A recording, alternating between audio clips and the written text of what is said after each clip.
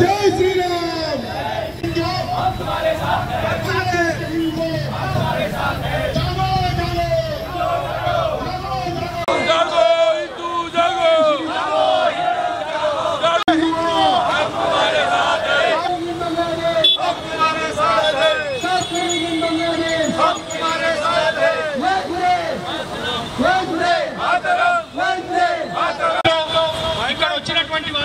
ఉద్దేశిస్తూ Osmania university retired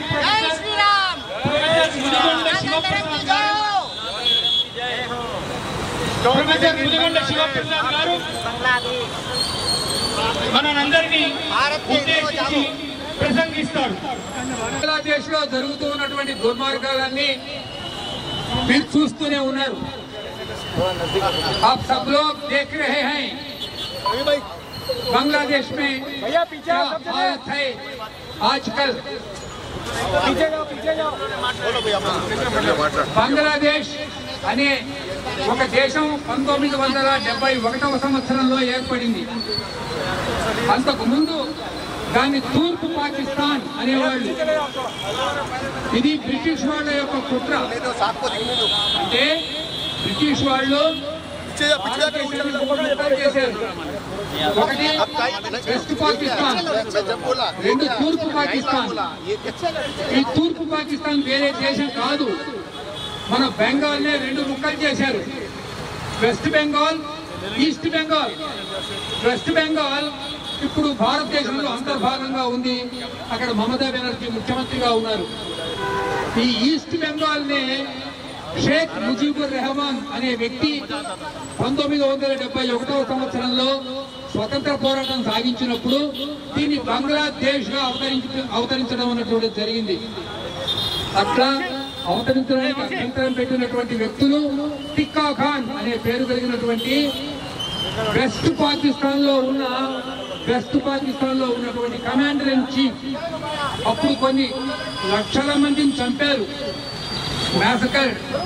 Millions and millions of people were massacred during that Bangla war. It happened in 1971. Samar Padher Bangla.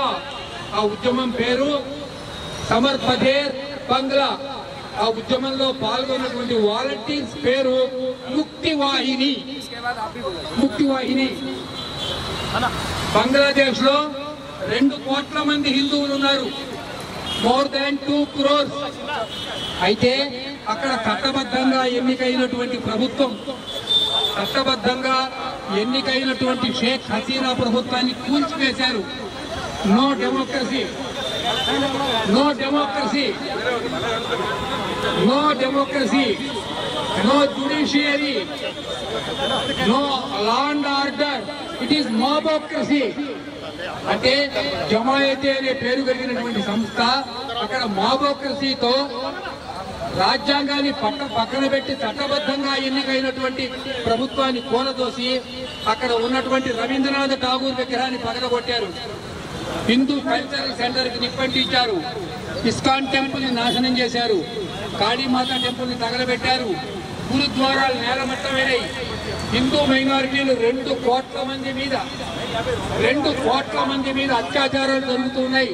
ఈ ఊరేగింపు ఎందుకు ఏర్పాటు చేయడం జరిగింది అంటే అక్కడ ఉన్నటువంటి 2 కోట్ల మంది హిందువులు అనాథలు కారు. మీ వెనక ఇక్కడ 140 కోట్ల మంది భారతీయులు కూడా ఉన్నారు. హమ్ తుమారే సాథ్ హై అని చెప్పడం కోసం ఈ ఊరేగింపును మనం ఏర్పాటు చేశాం. ఇది శాంతియుతమైన పోరాటం. I will tell you, this is not a political rally. This is not a BJP political rally. Purely, it is a rally organized by Indian patriots. మనం ఒక విషయం చెప్పుకుంటున్నాం. ఇండియాలో మనకు హైకోర్టు ఉంది, సుప్రీం కోర్టు ఉంది, చట్టబద్ధంగా ఎన్నికైనటువంటి ప్రభుత్వం ఉంది. మోబోక్రసీ కాదు, డెమోక్రసీ. మనం నరేంద్ర మోడీ గారికి చెప్పదలుచుకుంది ఏమిటంటే हम सब तुम्हारे साथ हैं.